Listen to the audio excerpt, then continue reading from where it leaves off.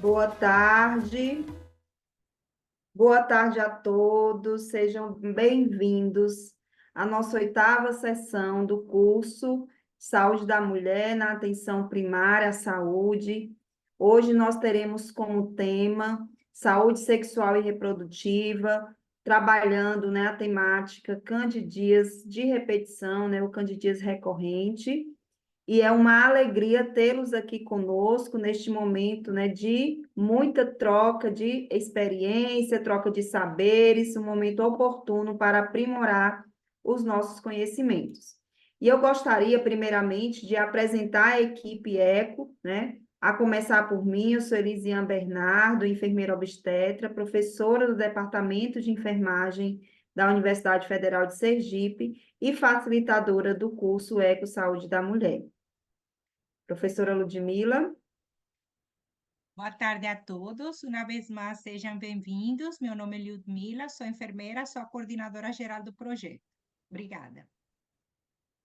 Professor Carlos Alberto. Olá, pessoal, boa tarde. Eu sou Carlos Alberto Stombelo Montesco, faço parte do projeto ECO e eu estou encarregado da parte de gestão de tecnologias e de registros clínicos e banco de dados. Eu sou professor da UFES, do Departamento de Computação. Desejo a vocês uma ótima sessão. Obrigado. Glebson Moura.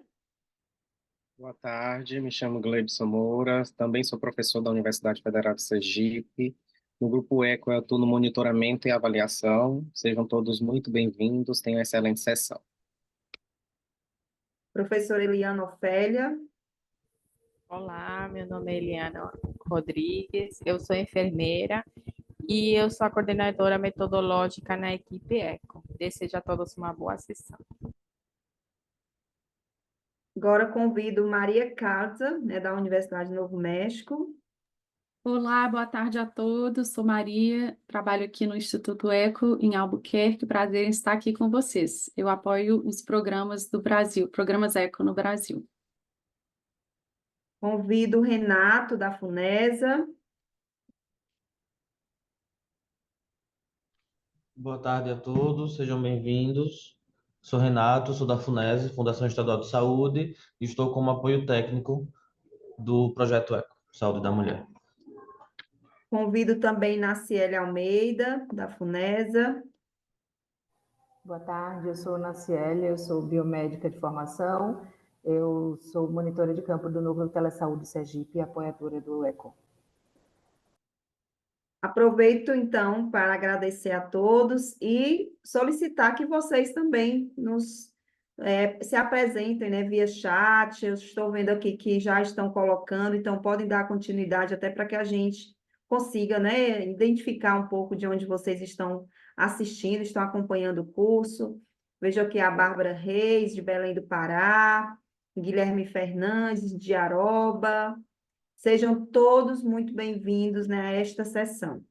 Gostaria, neste momento, de aproveitar para trazer alguns lembretes, tá, da nossa sessão. Solicito que vocês mantenham os microfones de vocês fechados. Sempre que possível, as câmeras fiquem abertas. Levantar a mão, né, aí no cantinho abaixo tem uma sinalização quando vocês tiverem interesse de falar, de fazer algum comentário ou de participar do momento da nossa discussão de caso, e apresentar-se, né? Quando você for falar, você apresenta seu nome, de onde você está falando. Lembrando também, gente, que ao final da sessão será disponibilizado o link de avaliação da sessão. Essa avaliação ela é de suma importância para que você possa nos dar o feedback e também é um documento comprobatório, né, da sua participação neste curso. Lembro também que a sessão será gravada e que, posteriormente, essa gravação, especialmente da parte da didática, será disponibilizado a todos. Então, dando seguimento, neste momento eu convido a nossa convidada especialista, professora Shirley Verônica Melo Almeida, para apresentar, né, o conteúdo do nosso encontro de hoje. Boa tarde a todos. Obrigada, professora Elisiane. Me chamo Shirley Lima, sou enfermeira de formação trabalho no departamento de enfermagem, e a temática, né, que a gente vai tentar trabalhar e discutir um pouquinho hoje é a candidíase recorrente, ou candidíase complicada, ou ainda candidíase vulvovaginal, né, complicada e recorrente. Pode passar, por favor. Então, sabe-se que a candidíase ela é atualmente uma infecção fúngica, é uma infecção endógena que acomete principalmente a região genital feminina, trazendo um desconforto, né, para essas mulheres e impacto na qualidade de vida. O agente etiológico da candidíase é a Candida albicans, né, e ela acomete aproximadamente 85% dos casos. A cândida é um processo inflamatório causado pela proliferação excessiva da flora fúngica dentro da genitália feminina. A cândida ela já faz parte, né, da flora normal feminina, entretanto, em baixas concentrações. Espécies como cândidas não álbicas, por exemplo, elas são ocasionalmente mais virulentas e também mais resistentes ao tratamento. Pode passar, por favor. Com a desbiose ou alteração do pH, né, vaginal dessa mulher, ocorre a invasão, né, nas camadas do epitélio vaginal e, por conseguinte, a resposta inflamatória dentro da parede vaginal e aparecimento, então, de sintomas, né? Com a resposta inflamatória, as proteinases, elas facilitam a adesão e dano epitelial, além de propiciar a formação de biofilmes que podem favorecer aí, infecções recorrentes e recidivas.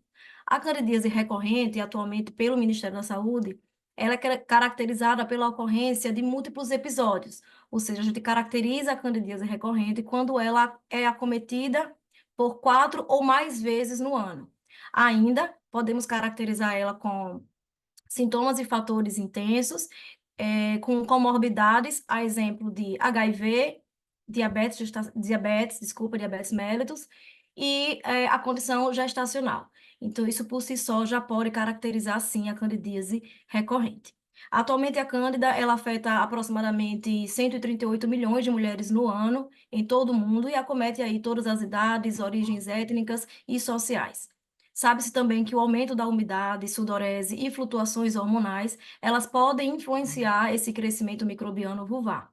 Medidas de higiene de forma inadequada, elas também podem afetar as defesas imunológicas da mulher, alterando, então, a flora vaginal e predispondo a infecções. Pode passar, por favor. Temos aí algumas características da região entre vulva e vagina. Então, a região vulvar ela é um pouco mais ácida do que a região da vagina, e aí permeando um pH entre 3,5 e 3,7. Já a região da vagina entre 3,8 e 4,5, que é o que a gente coloca, então, como um ponto de corte.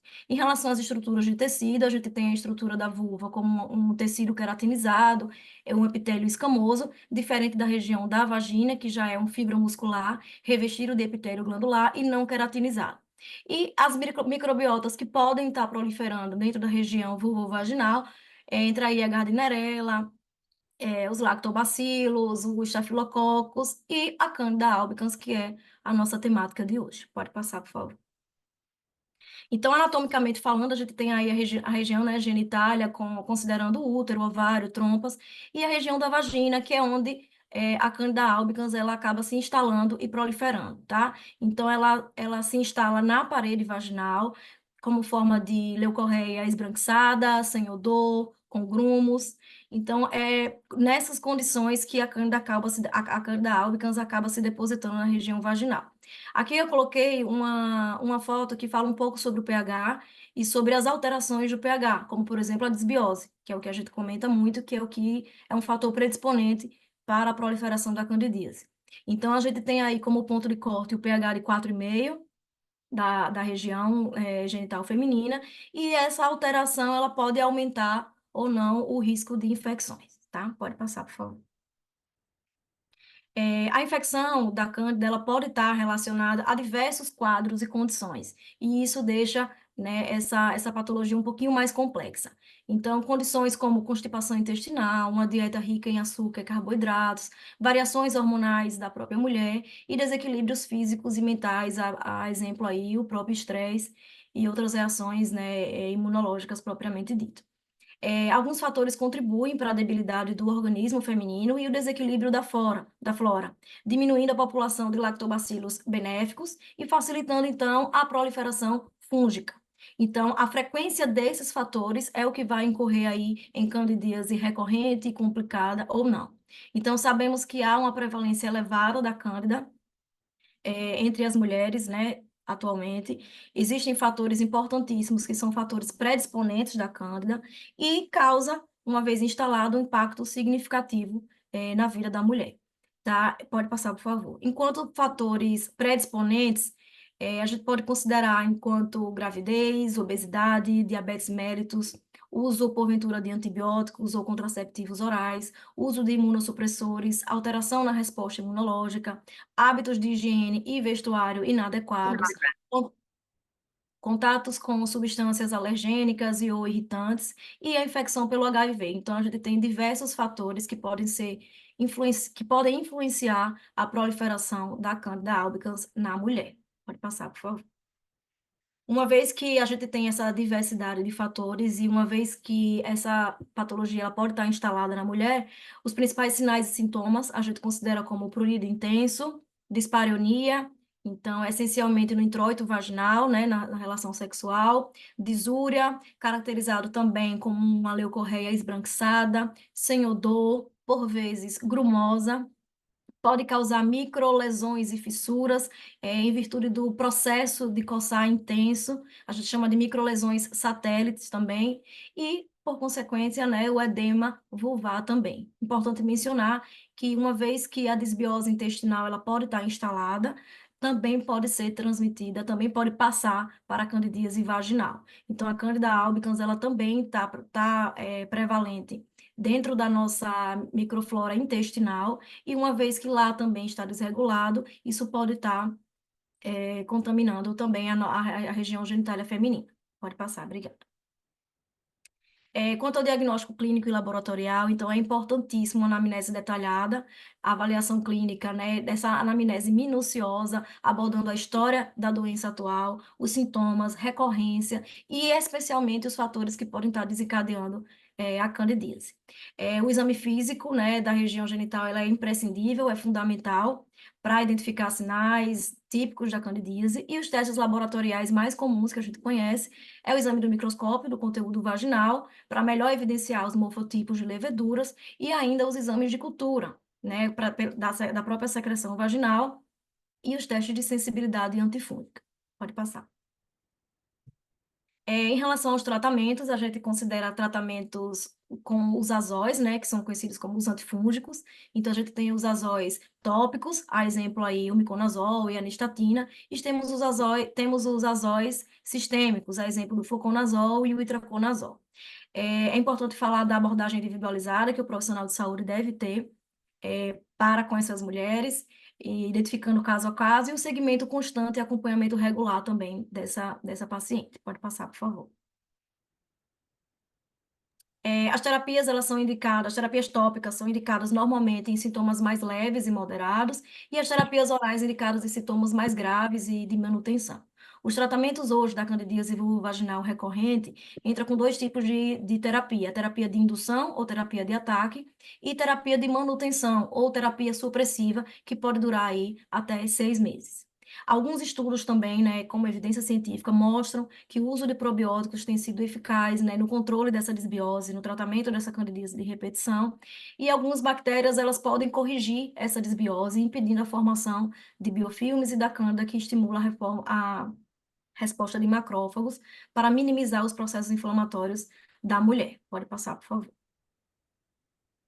Aqui eu trouxe, né, alguns exemplos, posso depois encaminhar o exemplo de artigos que falam, revisões sistemáticas, meta-análise, que falam sobre a importância do probiótico para regular essa flora vaginal feminina. Pode passar, por favor.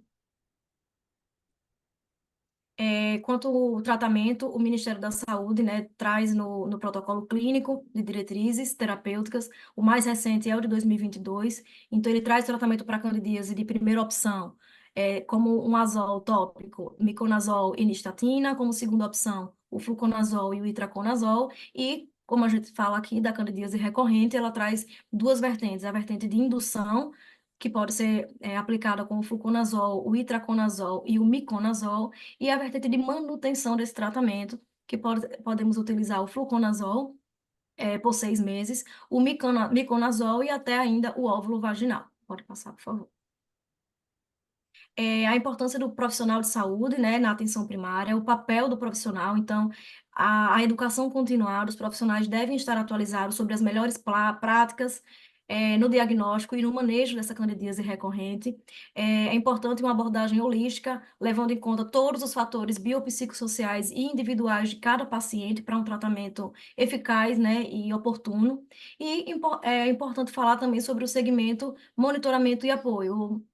Ou seja, orientações detalhadas e apoio contínuo a esse paciente é fundamental para melhorar a adesão ao tratamento. Pode passar, por favor. E, por fim, eu trago aqui algumas reflexões na atenção primária, ou seja, a etiopatogênese da candidíase recorrente, ela não está totalmente esclarecida ainda pelos diferentes elementos que estão envolvidos nessa condição, como mecanismos imunológicos e todos os fatores predisponentes que aqui comentei.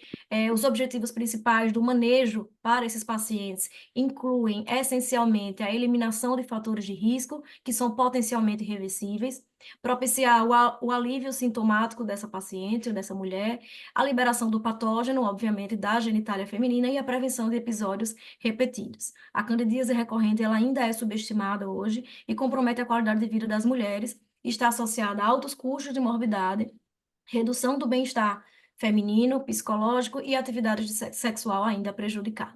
É isso. Agradeço. Pode passar. Muito obrigada. Muito obrigada, professora Shirley, pela excelente apresentação. Realmente é um tema que constantemente nós, né, profissionais da saúde, nos deparamos e que está ali presente em boa parte da população feminina, né, especialmente relacionado tanto a esse contexto da vida moderna, né, como também fatores bem mencionados ali do ciclo de vida daquela mulher. Então, neste momento, nós abrimos para perguntas, tá? Quem tiver interesse de fazer uma pergunta para nossa apresentadora, né, a professora Shirley, só é sinalizar apertando aí a mãozinha, tá certo? E pode ligar o áudio, a câmera e fazer sua pergunta. Para aqueles mais tímidos, pode deixando aí as perguntas no chat que a gente também repassa, não ficará aqui sem ser respondida, tá bom? Eu vou abrindo aqui as perguntas que já estão no chat para aqueles que estão aí criando a coragem para perguntar, para abrir a câmera e falar, tá certo? Então, a aluna da Conceição, ela pergunta assim: quais dos lactobacilos são recomendados para suplementação no caso de candidíase? Os enfermeiros podem inserir na rotina da atenção primária essa suplementação, se necessário? Ok. Existem diversos tipos de lactobacilos, né? Eu acredito que ainda hoje não está imerso dentro das unidades básicas de saúde ou, por exemplo, fornecidos pelo SUS. Mas o enfermeiro pode sim prescrever os lactobacilos, normalmente em forma de óvulo, que é um tratamento, vamos dizer, tópico, né, para melhorar a desbiose. E existem vários tipos, né, que eu posso estar mandando para vocês uma lista que existe hoje, infelizmente é o que vende em farmácia, mas não é o que está disponibilizado pelas unidades básicas de saúde no SUS, tá? Mas o enfermeiro pode sim, já está no protocolo clínico de diretrizes, e ele pode estar, sim, associando os tratamentos dos azóis com o probiótico. Ok. Temos uma outra pergunta que, né, professora, boa tarde. Na prática, é rotina, quando há recidiva, fazer o uso de terapia tópica mais sistêmica. Contudo, o manual cita um ou outro. Como você orienta sobre isso? Eu recomendo que o que os profissionais, né, de saúde tratem é o que está mesmo no protocolo clínico de diretrizes, não é associando, né, definitivamente o tópico com o oral, mas é correspondente ao que o próprio manual nos sinaliza, e nos orienta, na verdade, para a melhor condução da candidíase recorrente. E aí, nesse caso, enquanto método de indução ou mecanismo de ataque, a gente teria o fluconazol e o itraconazol, ou ainda, se quiser fazer o tratamento tópico, seria o miconazol por 10 a 14 dias. Esse seria o tratamento de indução ou tratamento de ataque. Junto a isso, temos o tratamento de manutenção, que é o tratamento com ou o miconazol por 2 vezes por semana, ou o fluconazol por 6 meses, 1 vez por semana. Então, é recomendável que a gente siga, né, o protocolo clínico estabelecido, que são as evidências que mais têm o manejo adequado da candidíase recorrente.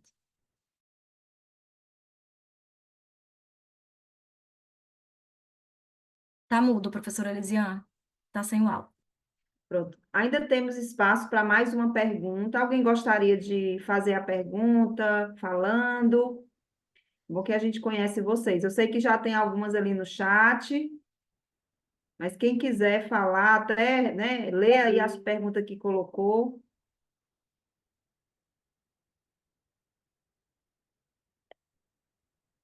Gente, tem algumas perguntas, a gente não vai conseguir, pelo nosso tempo, responder todas, né? Mas, posteriormente, a professora Schiller irá enviar as respostas, né, a essas dúvidas, perguntas que estão sendo colocadas.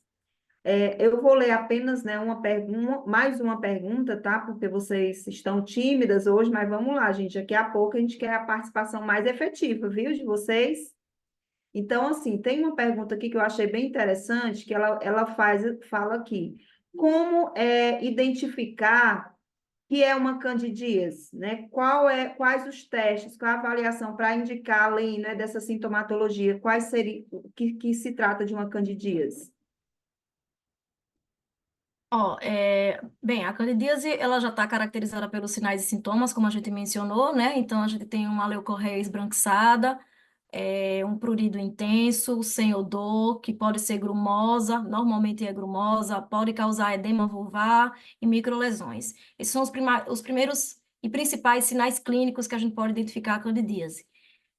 Junto a isso, a gente tem os exames, né, os mais simples, que é o de microscópico, como eu falei, através do exame citopatológico, né, de rastreamento de câncer de colo de útero, onde a gente pode identificar a presença da Candida albicans ali também, além dos sinais clínicos e da visualização, né, e anamnese clínica que o profissional de saúde vai fazer. A candidíase recorrente, ela tem uma observação um pouquinho mais complexa.